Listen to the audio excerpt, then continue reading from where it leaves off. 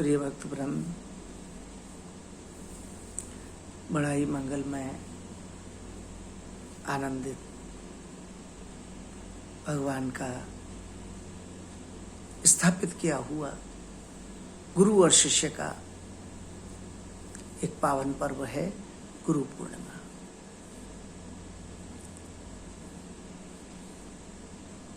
ये गुरु पूर्णिमा का पर्व पता है कैसा है? जैसे आप गंगा स्नान करने जाते हो ना, तो आपका मानना है कि गंगा स्नान करने से आप पवित्र हो जाते हो।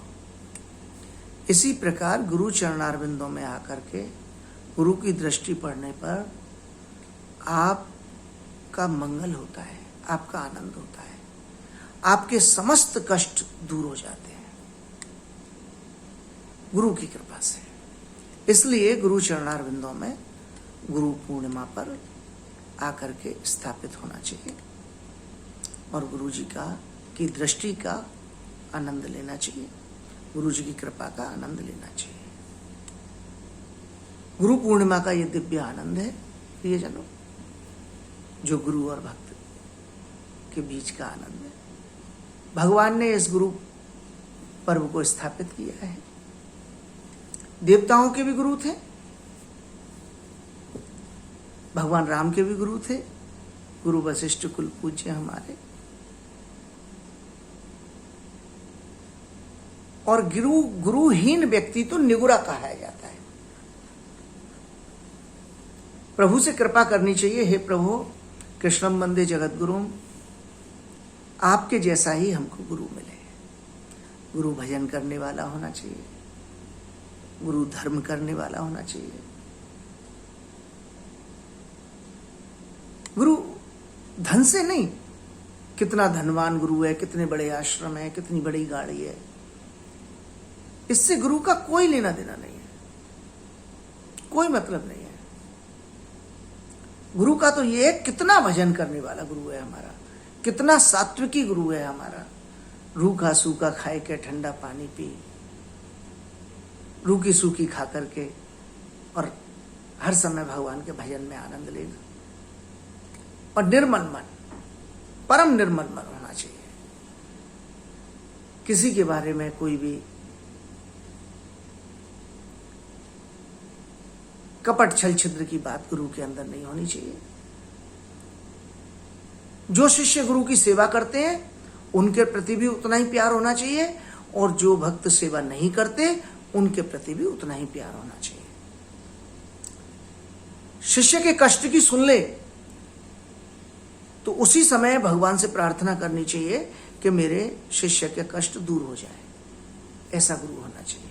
ये नहीं कि शिष्य के ऊपर कोई कष्ट आया और शिष्य ने कहा कि गुरु जी मेरा ये अनुष्ठान कर दो, मेरा ये कर दो, तब जाकर के गुरु उसके लिए कोई पूजा पाठ करे। और कलयुग में अनुष्ठान आदि तो सफल है ही नहीं। न योगी नैव सिद्धो वा न ज्ञानी सत्क्रियो नरः। इस संसार में कलयुग में भागवत जी में कहा है सनक सनंदन सनातन सनत कुमार ने, न योगी है, न कोई सिद्ध पुरुष है, न कोई ज्ञानी पुरुष है, यहां तक कि सच्चा सत्कर्म करने वाले भी नहीं है।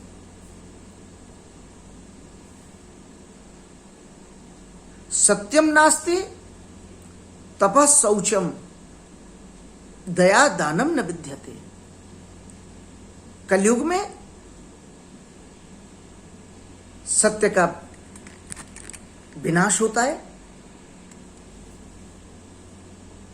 और प्रियजनों असत्य की स्थापना होती है। यह कलयुग का स्वरूप है, इसमें हम और आप कुछ नहीं कर सकते। इसलिए कलयुग केवल नाम आधारा। कलयुग में तो केवल आपके और हमारे द्वारा नाम स्थापित हो जाए, यही सबसे बड़ी बात है। हमारे हृदय में गुरु के द्वारा भगवान का नाम स्थापित होकर के, गुरु दीक्षित होकर के हम कीर्तन करें, हम भजन करें, हम दान करें, हम दया करें, हम धर्म करें। धर्म हम कभी भी कर सकते हैं, दया किसी के ऊपर भी कर सकते हैं, लेकिन दान केवल गुरु आज्ञा से कर सकते हैं और गुरु को कर सकते हैं। हम दान करें और कहीं गुरु को अपने धर्म में आवश्यकता है और हम दान करते डोल रहे हैं तो वो दान हमारा विफल हो जाएगा। इसलिए दान केवल गुरु को ही किया जाता है और गुरु को ही करना चाहिए, दान तभी सफल है। या फिर गुरु आज्ञा करे कि बेटा ये वाली पूजा मैं तुमसे कराना चाहता हूं या ये धर्म तुमसे कराना चाहता हूं, तुम इस धन को इसमें खर्च कर दो, तो आपका सफल होगा। दान केवल गुरु के लिए बना है, दान दूसरों के लिए नहीं। दया भगवान कहते हैं सर्वभूत समत्वेन, सभी जीवों में मैं व्याप्त हूं, इसलिए जिसको भी पानी पिला दिया प्यासे को, चींटी को दाना डाल दिया, जिसकी भी सेवा कर दी, लंगड़े लूले की सेवा कर दी, कुछ भी कर दिया, वो सब दया है।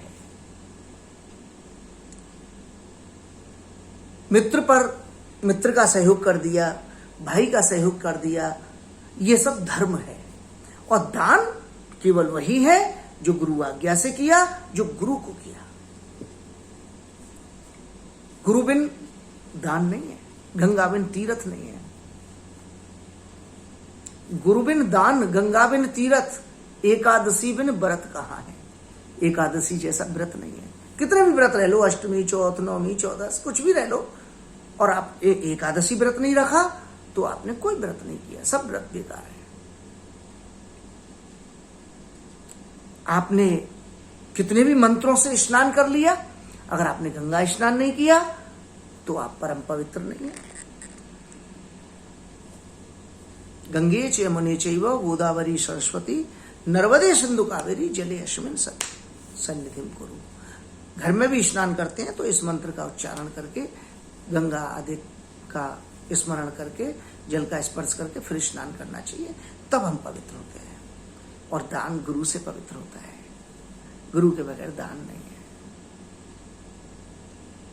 क्योंकि गुरु का कर्तव्य है, गुरु केवल भजन करते हैं, केवल आनंद करते हैं, भजन करते हैं, कीर्तन करते हैं, अपना नित्य नेम करते हैं, गौ सेवा करते हैं, समय समय पर जो भी पर्व होता है उस पर्व का आनंद लेते हैं, उसमें धर्म करते हैं, पूजा पाठ करते हैं। अन्य जो भी धर्म होता है, गुरु किसी धर्म को, किसी क्षण को, किसी पल को खाली नहीं छोड़ते। इसलिए गुरु के द्वारा जो किए जाने वाला धर्म है वो व्यर्थ न चला जाए, इसलिए गुरु को ही दान करते हैं। गुरु के धर्म में कोई कमी न रह जाए, इसलिए गुरु को दान करते हैं।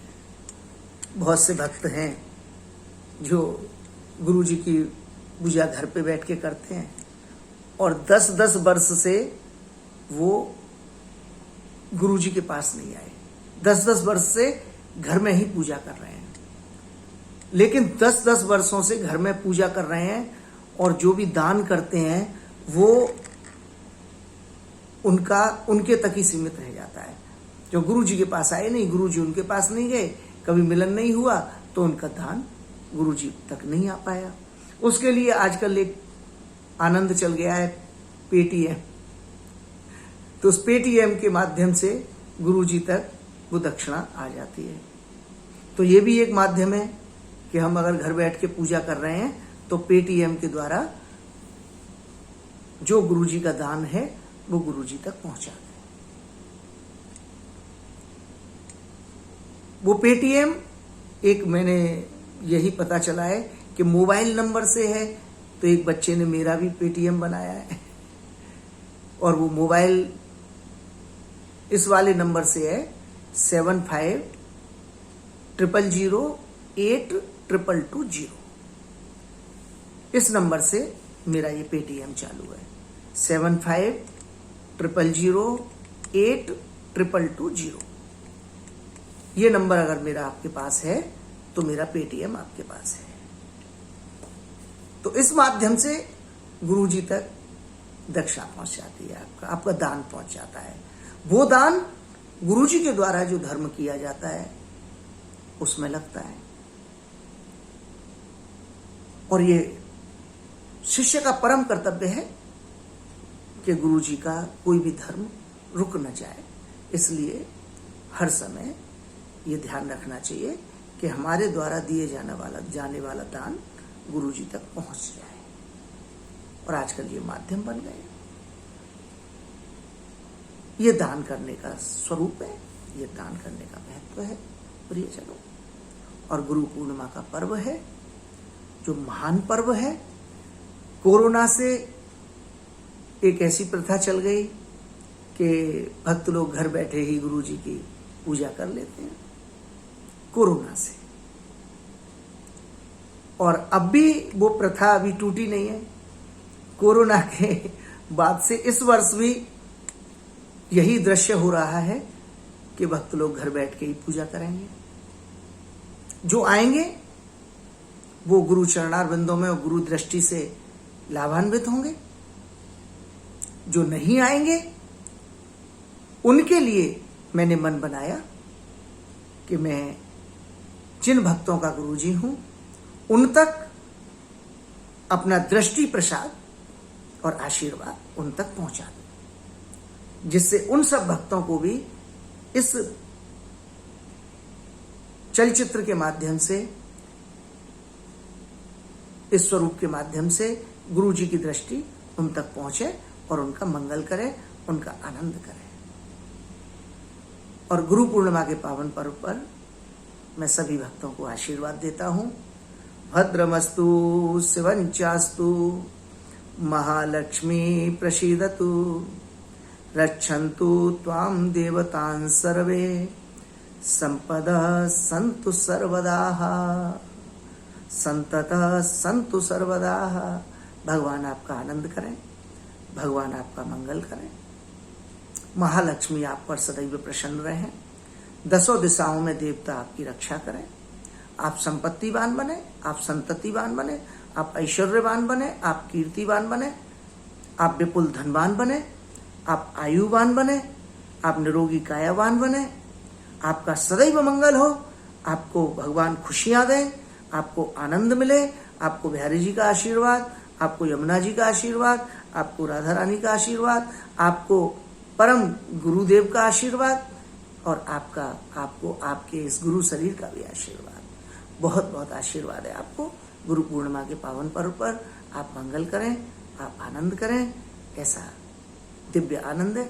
मैंने अभी बहुत बड़ी वीडियो बनाई, लेकिन क्या है कि मैं मोबाइल चलाना नहीं जानता तो बहुत अच्छी मन करके मैंने आनंद किया कि मैं आपसे बात करूं, तो आपसे ढेर सारी बातें करी, ढेर सारा सत्संग किया और 1 घंटे से भी ऊपर की वीडियो बन गई। लेकिन पता नहीं क्या हुआ, वो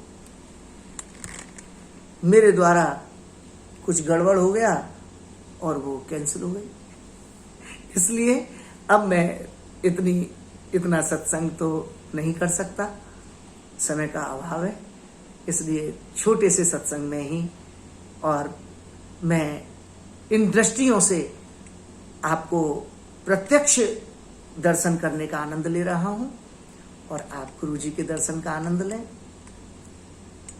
आपको गुरु पूर्णिमा के पावन पर्व पर बहुत बहुत आशीर्वाद।